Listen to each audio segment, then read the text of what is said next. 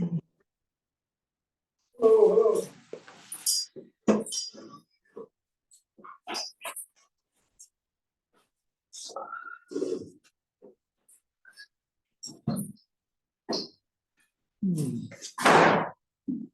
Not my usual.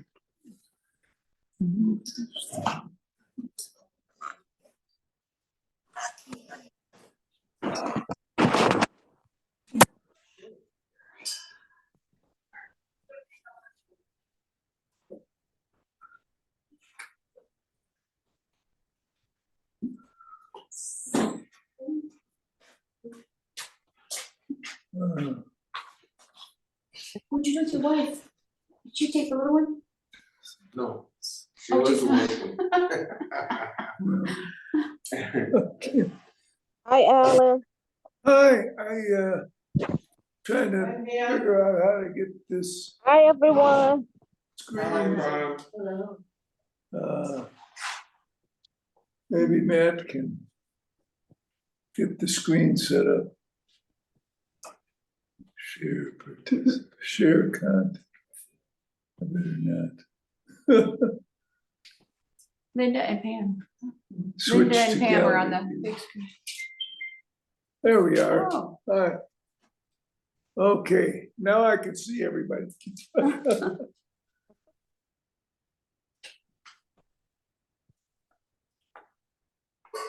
We've got a few minutes. Let's.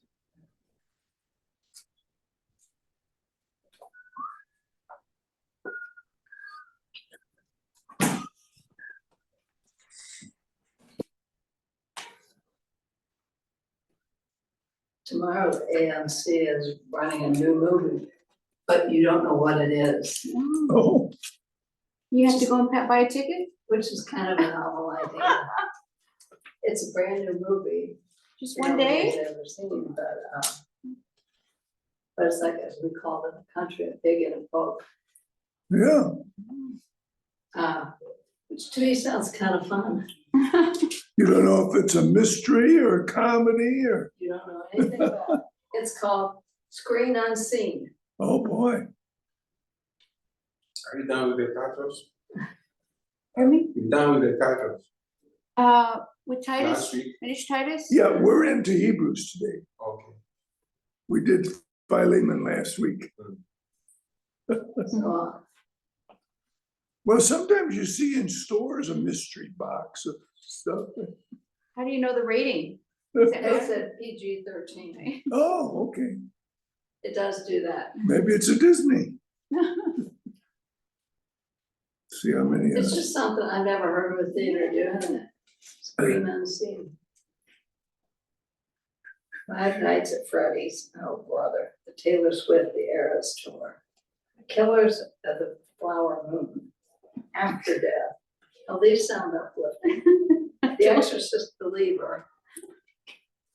Paw Patrol, The Mighty Movie, that's a kid's movie. Freelance, Saw X, Saw 10. Tim Maybe Burton, Kiss the Nightmare Bride Before Goodbye is Sunset. playing. Yes, it Sandy was. LaFall, 1945. Priscilla, Radical, what happens later. Wait a minute. There's not anything listed on here. Oh, wait, it's tomorrow.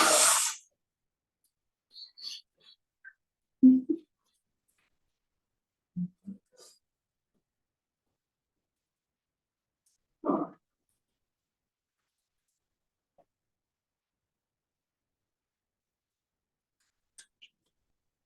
Well, we'll That's a- give them a. That's a little. Oh, that's slow? Okay, we'll start that. The official updated clock 11. says 11 o'clock. And so welcome to those on the screen and And that's welcome to those in the baseball. room. Okay. Well, let's push those doors too. Mike, can you get that one? Jan can get that one. Thank you.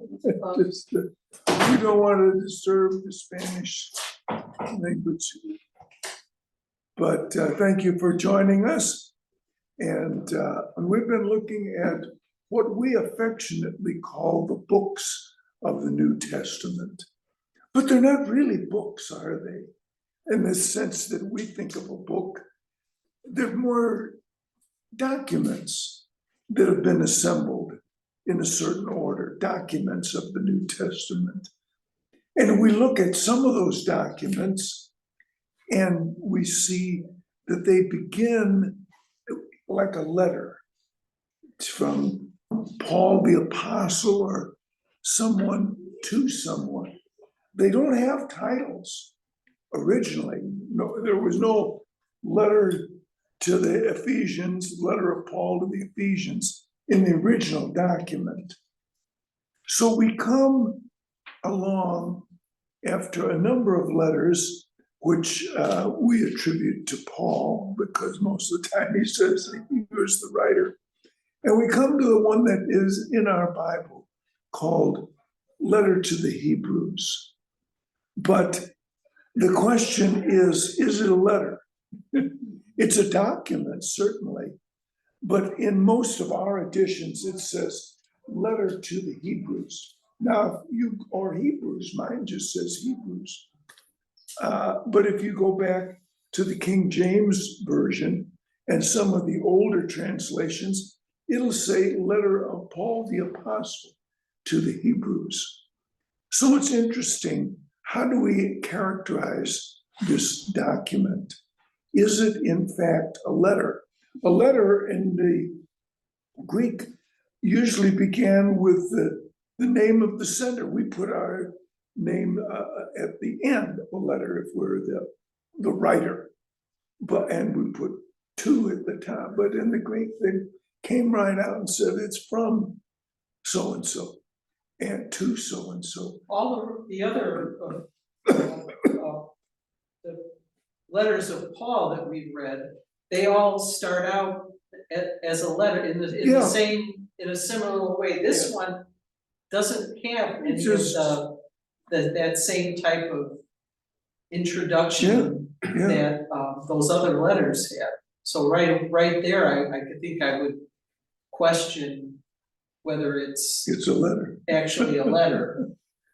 And, there's some attributes of it that, and we'll get to that. For instance, at the end, there's some attributes of this document, if you will, that make it seem very similar to what we know as the letters. Some mentions of some names and some circumstances. But in this version or edition that I have, it's just called Hebrews. Hebrews. Why do you suppose it's called Hebrews? Why would somebody attach that as a title to it? I can see that Romans, Corinthians, Galatians, Ephesians, Philippians, all those are letters. So the inclination might be to say, well, this is a letter too. And maybe that's how that got started. But we read to the Hebrews. What's a Hebrew? I think the Hebrew book is there was some controversy about it. Either is Paul who Yeah, well, that's for sure. because it's something that can attribute to Paul somehow that we don't know if he's the Yeah. right author to them.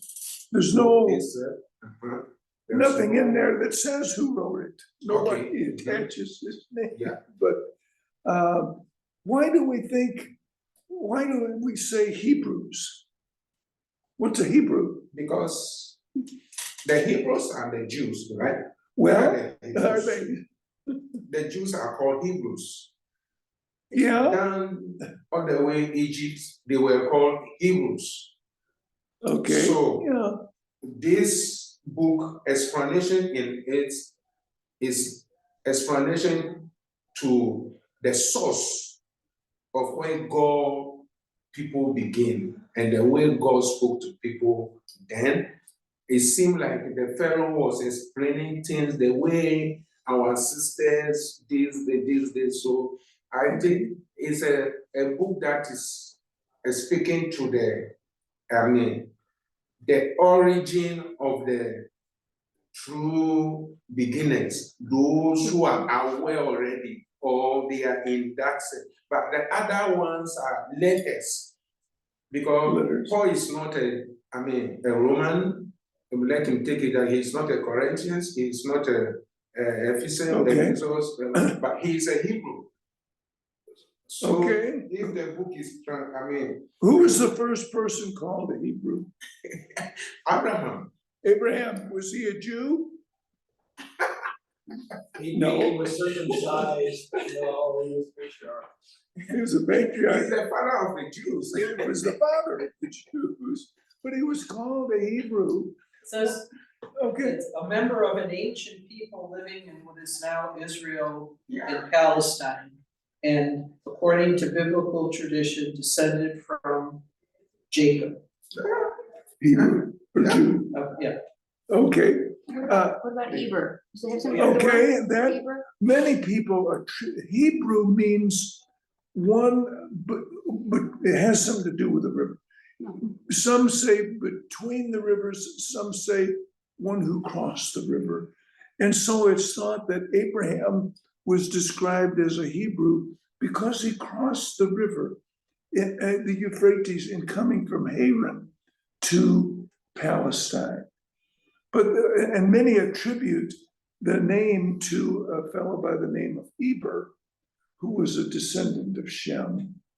And he lived, a long time ago before Abraham. But that's in Genesis chapter 10. We'll give you a little history as a byproduct of this study. There were the sons of Shem, Ham, and Japheth, and then the son of Shem. And that's where anti-Semitism or Semitism comes from the name of Shem. And I'm looking for 10, Genesis chapter 10, 21. Sons were born to Shem, whose older brother was Japheth. Shem was the ancestor of all the sons of Eber. And so it's thought that the word Hebrews came from the person by the name of Eber. And he was down of some generations from Shem, verse 25. 2 sons were born to Eber. One was named Peleg, because in his time the earth was divided, which is an interesting comment too. And some people think that's when the Tower of Babel was constructed during the time of this Peleg, and the earth was divided. Others of the creationist bent think that the division of the earth was the separation of the continents of all things, and that's when these guys lived a long time, but that's when Africa and South America drifted apart, maybe Australia. Anyway, Earth usually means world, not, I mean, it has a range of meanings. okay, Usually it means world, and that is from the context of the author, not the context of our latest scientific journal. what means world now? Earth, Earth. Eretz, the word, the Hebrew word is Eretz, Uh-huh. where we get earth, and it, sometimes you see in the Old Testament, they'll mention the word earth, and that means world. Okay. Okay, the known Oh, world. sometimes the world, that's when the world was divided. Right, and not the planet, because they did not have our modern understanding of geography. Yeah, that could be. Geological theories and That could be. astronomy is what I'm trying to say, is that, don't read 20th century, 21st modern Yeah, science into that's a good point. words. So Hebrews, though, then Abraham was called a Hebrew. Why would this book then be called, described as Hebrews? What's in it that caused people to think about along those lines? according to the introduction in mind. It was specifically intended to bring some comfort to Christians who had a Jewish Yeah. background, Yeah, rather than Christians who converted. yeah. Because there's so many Pagans. quotes from the Old Testament. It deals with a comparison of the Christian belief with the Jewish manner of worship and the structure of religion under the Jewish law. So it really emphasizes the superiority of Christ over the Jewish system with a comparison of the two.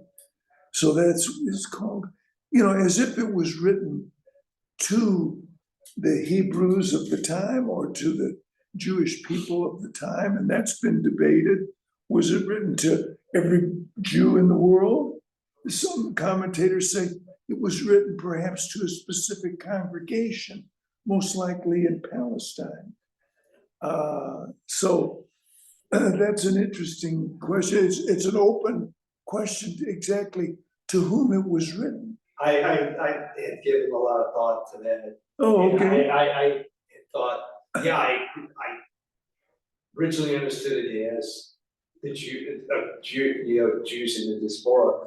Then I said, well, they're suffering, they're struggling, sounds more like Judea. But then, because he's mentioning Timothy, and Timothy was a leader to the Jews in the diaspora. That's why Paul has him circumcised, so that he could talk to the Jews in the diaspora. Okay, and James is written to Jews also in his epistle, and they're struggling, they're suffering too out in the diaspora. So I'm like, he writes in Greek. He doesn't write, he's not. There's no evidence that he wrote in Aramaic or Hebrew. Okay, and then it was translated into Greek. What we have is a Greek he writes text. in Greek. Okay, and so therefore in Judea, my understanding is in Judea and Galilee, they did not use the Septuagint, the Greek Old Testament, the Septuagint, that they used the Aramaic or Hebrew text. So I think that I'm pretty much convinced that these are some sort of Jewish colony in the diaspora that the author knew quite well. They knew the author quite well. Okay. When you say diaspora or diaspora, some pronounce it, what are you saying? What are you talking about? Well, I'm talking about the Jews that when the Gentiles came in and took over the Jewish area, they took Jews into the empire, throughout the empire. Right. Okay? So it's all the Jews diaspora dispersion. Right. Jewish people have dispersed from Jerusalem and Palestine to all, like you say, all the cities of the empire, of the Roman Empire. Alexandria Romans. is where the Septuagint, the Hebrew scriptures were translated into Greek. And in Alexandria. And we find Jewish colonies all over. So anyway, that's a good point. It was written in Greek, and the version of the Old Testament that is cited in Hebrews is the Septuagint, is the Greek version. And sometimes there's little differences that we'll note between the Hebrew and the translation into Greek. It's called the Septuagint because the story is that it was translated by 70 Jewish scholars, 70 sept, and miraculously, they all translated the entire Old Testament, and when they were compared, they were all identical. 70 versions. 70 versions, 70 translations, that's the story. But that's the way it was done. is not necessarily historical fact, but it's interesting, isn't it? Anyway, so, yeah, it has to do with Jewish things and Jewish manners of worship and comparing Jesus. How does he fit into that? How is the pattern of Jewish worship, in a sense, reproduced and perfected in the terms of Jesus and Christian worship? So that gets us to the question of who wrote it. And it doesn't have an author. In the early days, as I said, the King James translators assumed that it was Paul, maybe because he wrote so many of the other letters. It's been listed here at the end of the Paul letters, Philemon. Then we have letters of Peter and John and James. How can we tell who wrote it? All name is written to it. Is what? All name is attributed to it, so We don't, some of this thing you see Yeah. anonymous. Yeah. And some too, they say it's attributed to Paul. Some too, they say it's attributed to the apostles, all the apostles. the kind of one of the main arguments, if you will, against Paul as the writer is in chapter 2, verse 3. Yeah, 3 and 4. How shall we escape if we ignore such a great salvation? This salvation, which was first announced by the Lord, was confirmed to us by those who heard him. Well, that sounds all right, except that Paul, in his other writings, so often emphasized, I didn't just hear of it, I was in communication with Jesus, and he revealed straight to me. I didn't have to receive it through anybody else.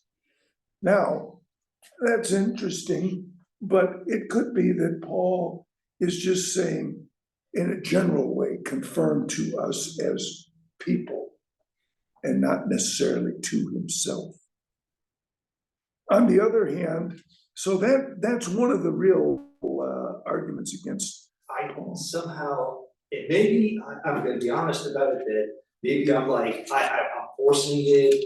I don't wanna seem like I'm forcing it, it's just an idea that it sounded like that he was a part of this community when they received the salvation based Okay. upon this verse. Okay, That's what it sounds like to me, and I admit that maybe, I might be forcing that idea into what he has to say. So, and I've read some people that, that his Greek is very well polished, very well done, much better than Paul's. yeah, that's, But we can't see that because of the English translation. some have said, oh, the Greek language is different than that used by Paul in other writings. Well, some people write different in different writings. That's correct. Other people say, oh, no, they can see similarities. So that's been debated over the Correct. centuries. And if you look at chapter 13, concluding exhortations, as it says here, there's a lot there that's very similar to the letters that we have in the New Testament. He mentions Timothy in verse 23. He mentions those in Italy in verse 24. Is he there? And he says, I want you to know that our brother Timothy has been released. Well, Paul was one who would know something about imprisonment and release. Greet all your leaders. Those from Italy send you their greetings. We know Paul was in Italy, not under pleasant circumstances. It's very hard to put this in historical. Yeah. timeline. If you're gonna argue that it's Paul, then you have some problems trying to put it in historical timeline because we have no mention of Timothy being put in prison, right, okay? right, And Second Timothy is Paul's final letter where Paul is asking Timothy to come. To come to Rome, and come to Rome, and because he needs him and bring Mark. And so it can't go after Second Timothy. Arguing, if you're gonna argue that it's Paul, it cannot go after Second Timothy. So I've read somebody trying to put it after Philippians, but like I said, Yeah. there's no mention of Timothy having been put in prison. yeah, we don't have any other mention of that. So, anyway, those are some arguments for it. Yeah, You can come up with your own opinion on that. The other thing, we might say, when was it written? When was it written? Paul, most of these letters of Paul were written in the AD 60s when he was in prison. Some maybe a little in the later part of that decade after Nero started his persecution. What we can conclude with regard to Hebrews is that in comparing the Jewish system with the Christian system, it's written as if the Jewish system is still in operation. The daily sacrifice is still going on. The temple is in existence. Whereas if it was written after 70 AD, he might refer to that stuff in the past tense because it was all turned topsy-turvy after the war in 70 AD. So we conclude that it was Good point. written before 70 AD, which puts it in the AD 60s, perhaps, similar to the time frame of some of the other letters. of I would Paul. think that it probably, the Jewish, one of the arguments I read, this is years ago, a man called Michael Hall, and he used to have these publications, not official magazine or anything like that, but printed out publications like newsletters, pamphlets, being mailed out, but anyways, just to give you an idea, but his work was, his ministry was called Wineskins, and his point was is that these Jewish Christians here were seeing the Jews getting their upper hand in 66 AD with the Jewish revolt, but I don't see that anywhere in the letter. Yeah. Okay, that they're looking at their Jewish brothers in Judea or someplace else and saying, wow, they're doing much better than we are. I don't see that in one of the texts. So I would say that it would have to be written before 66 AD, before the Jews Before got the upper hand, big, against the Romans. And that would eventually turn into chaos too. So, down there, but it's the occasion, the date, the author, that's all secondary. The message is. That's right. The message is the most important thing. So, but I thought it was interesting to give a little bit of background and history. So one of the commentators suggests, well, it's clear why Paul didn't associate his name with this book or this document, because Paul was one who was not exactly admired by the Jews, because he had been an adamant Jew and he turned away from it. And so some have said, well, Paul didn't want to associate his name with the thing, because they would have said, well, the Jewish people would have said, well, that's just Paul. And we know that he's off as rocker. So anyway, there's all kinds of Would have been opinions. nice for us if he had put his name on it. There's been speculation all through the centuries, Yeah. who wrote this book? Yeah. Back and forth. But we'll never figure it out. But the point is, as we said, the inferiority, if you will, of the sacrificial system to the system under Christ. And that's it. Okay, well, any other comments on that before we jump into the book? So it starts without really much preliminary, and that suggests that maybe the author could have been well known to his readers too, where he didn't have to introduce himself. So one of the Okay. two, either he was trying to remain anonymous, or he was well known enough that he didn't have to say who he was. I mean, Barnabas has been suggested, others, Jewish Christians, others suggest someone later in history, early church leader Clement and some of these guys, but yeah, we don't really know. Paul is affiliated to many ways, including even the Roman Empire. He sometimes declared to the Roman soldier he is a Roman, at the same time Yeah. a Jew. Yeah. So if he wrote this letter from maybe Rome to the Jews, he will maybe disassociated himself from it and then from it because he don't want to seem like a Jew because he is in trouble already, defending himself as a Roman. Okay, I don't know, but at the same time, the book is encouraging the Christian Jews for them to understand where they are coming from and where they are and where they are going. That is and it important. helps us too, Mhm, to yeah. understand more fully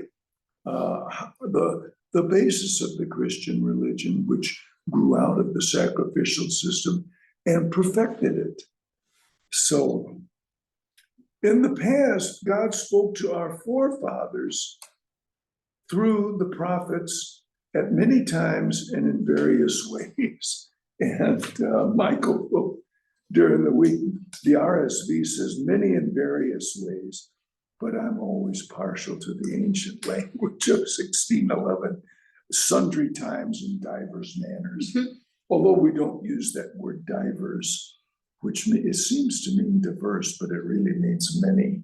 Sundry is the diverse. Anyway, The first thing that they would be hearing is that the many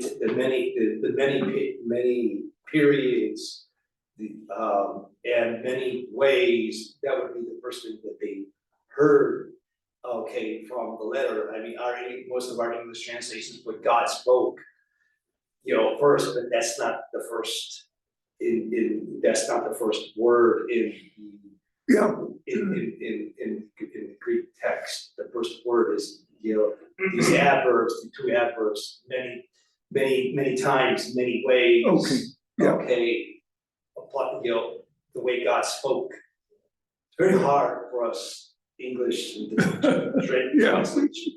It's been But translated. anyways, I'm just trying to say. Many ways, yeah.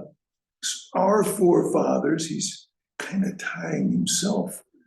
And he's going to make a point later on, though, that the forefathers of the Jews physically, like Abraham, are our forefathers also in a spiritual sense, the tie being faith. We're children of Abraham because we have faith like Abraham. He's going to get to that early on. Anyway, so the point is that the revelation through Jesus Christ, the Son, are based upon what's gone before in God's pre-existing plan. So God spoke to our forefathers through the prophets at many times in various ways, but in these last days, that's interesting, isn't it? Because we found references in Paul's other letters to the last days. What are they? These last days, he refers to whenever he's writing those terms of last days. And so they continue. Get eschatology from that word last. The word in Greek, the word last is eschatology. Eschatology. We get eschatology, Yeah, the last things, things. study of past things. We're in the last age. The last dispensation, if you want. That's the last, there's not going to be any change in God's relation. He set up, what we have is the Christian system. There's not gonna be another one to supersede that as long as time continues on. But in these last days, he has spoken to us by his Son, whom he appointed heir of all things, and through whom he made the universe. By his Son. We could say a lot about that. Son. A number of commentators point out that we read it as his Son. There's no word preceding son. The adjective, the pronoun his is not in the. Right, that's what There's I'm no trying to definite say. article either. It's literally, he spoke to us Through by son. my son, yeah. Well, but it was tied to something based on the word endings and stuff, right? So I don't know what significance that has. Some of the translations will say he has spoken to us in his Son. Yeah, the word, the Greek preposition there can be by or Or in. by his, in You know, his Son. so it's used the same, it's the same word for the prophets, he spoke in or by the prophets, or he spoke in or by son, so. I The don't know. English translations are trying to show the difference between the son and the prophets by Yes, saying that, Yes, well, you know, yeah, God spoke in the prophets, he spoke in the son, big deal, you know, there's no difference, but the English translations are trying to show bring out some sort of difference between the son and the prophets. yeah, I don't know what the different connotation means to you if you just hear in his Son or in Son. I'm still researching that. It's not, Yeah. they're not, you know, they're not, the guys I've read are not, how can I say, 100% clear in explaining it, but I'm still hammering at that. One of the older commentators says, you know, his Son kind of suggests that the one and only, but there's a lot of different sons. God had a lot of sons and daughters. And so that leaves the wrong impression by saying his Son. But Jesus, his Son, whom he appointed heir of all things, and through whom he made the universe. That's a special modifier, if you will, of that term son, isn't it? We can all be sons and daughters of God, but we're not all heir of all things. Well, we're not all through whom the universe was made, are we? So in what sense then, and this is one of the great theological questions, in what sense is Jesus or the Messiah, or whatever you wish to call him, in what sense is he God's son? I think the idea is once and for all, God set this up. Okay, Our salvation is gonna come through his son. He's inherited everything. Now, we're thought of as sons of God too, I mean, right? We're all sons and daughters that's of right. God, but not in the same sense. But That's I think the that makes question. it rock solid. The Yeah. nature, he has the same nature as God, so. Okay, You know, yes, he is fully human and he is, you know, he is fully human and he's fully God. So, you know, he is truly God's son because of his nature. and that, he's kind of building on that in these phrases used to describe the Son, whom he appointed heir of all things. We understand that a son or a daughter or a child is an heir. And so the Son is the heir, but he builds upon that, and through whom he made the universe. Wow, that broadens the concept substantially. And then the Son is the radiance of God's glory and the exact representation of his being.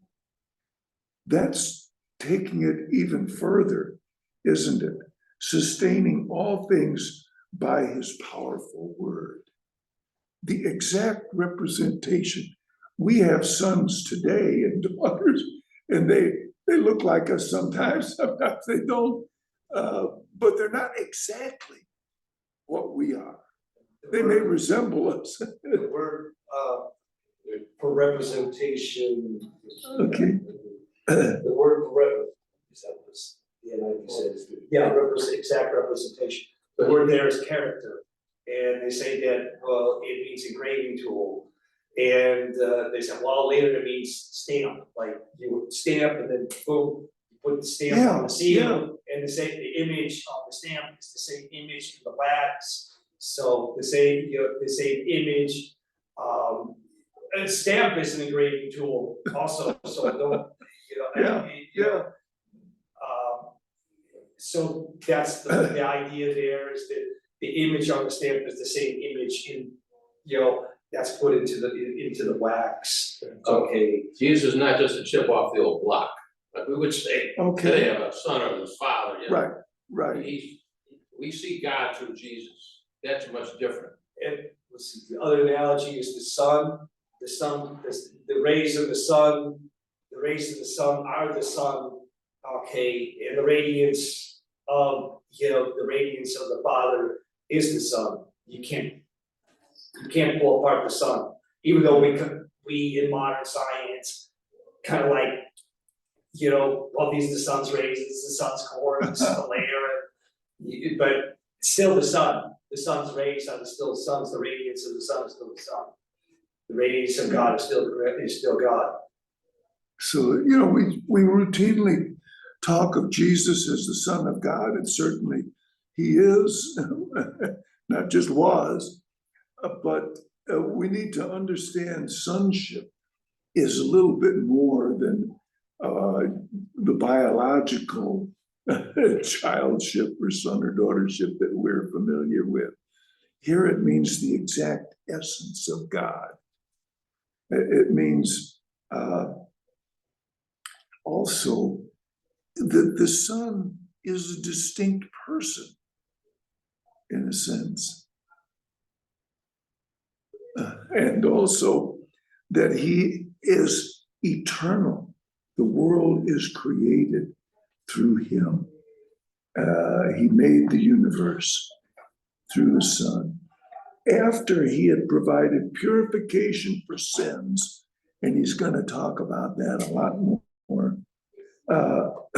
he sat down at the right hand of the Majesty in heaven. And we read of that elsewhere. So he became as much superior to the angels as the name he has inherited is superior to theirs. So a lot of, you can preach a sermon on each one of those phrases describing Jesus the Christ. I thought of when I was singing the song that we sang today, what was it, number 383, about we join the angel band when we are In the glory land. in the glory land. We join the angel band, right? Does that mean we become angels? No, we join the angels in praising God. We don't become angels. That's an old Hollywood stereotype that when people die, they sprout wings and become an angel. Well, the Bible doesn't teach that. People are created different from the angels, and he's going to go into that in the next paragraph here. He became as much superior to the angels as the name he has inherited is superior to theirs. What's the name?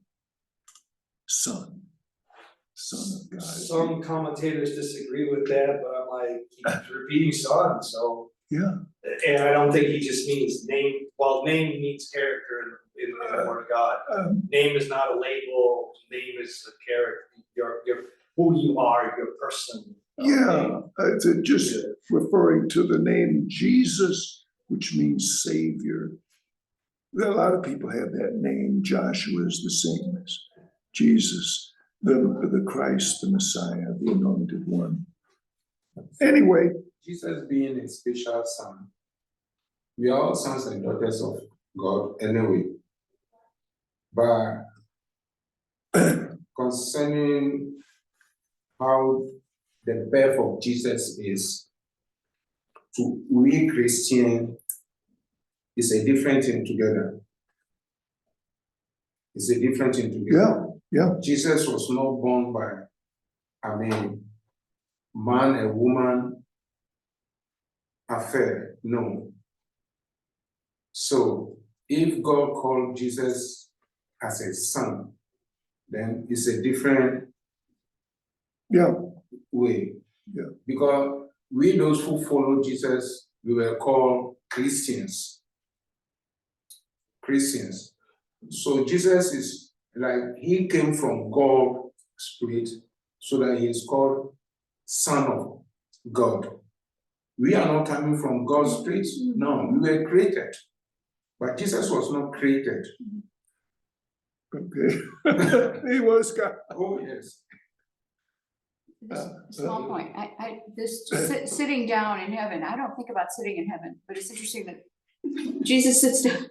It's a small. The point is, the person who sat on the right hand of the emperor or the king or anybody, even you think about it, David said, but they were the top guy.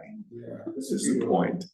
Jesus Right-hand sits at the right hand man. That's where we get that expression. Yeah. Sitting at the right hand of God. He's the one that passes judgment and so on. That's why James and John, can we sit at your right hand in your kingdom when you come into your kingdom? Can we be the top guy? Because they were close. And Jesus said that's not the way to think. Doesn't work that way. Sitting can mean also authority. Yeah, Jesus sat down and began to teach. So he had authority. right. Okay, That's a he's good point. demonstrating his authority here in the West. You're standing up and teaching and everything like that. Right. That shows that shows authority. So when if we go in the book of Revelation, we see that there's the one who sits on the throne. There is no chair in heaven. It's been said the Father, God is spirit. Yeah. You need to take a load off your feet. Yeah, So when the idea is Jesus authority. was in the synagogue and was going to teach them, what is he? He sits down. That was the way they had authorities, but the right hand is the top spot. So the remainder of this first chapter, he became superior to the angels. And so the writer of this document is going to document that superiority over angels by 7 references to the Old Testament, various references showing that whoever wrote this had memorized the Old Testament, which so many of them had. And so that's what this, and if you have this edition, you can see that these verses are printed more as poetry rather than prose. Well, maybe we'll just jump in here. For to which of the angels did God ever say, "You are my son, today I have become your father"? So that's quotation number 1 from the Old Testament, and it comes from Psalm, second Psalm. Do you have all these memorized too, Michael? Yeah, Psalm 2:7. Read that. Go ahead and read that. Oh, I thought you had it. Well, I just have a reference to it in my Bible. Yeah, go ahead. Psalm 2:7.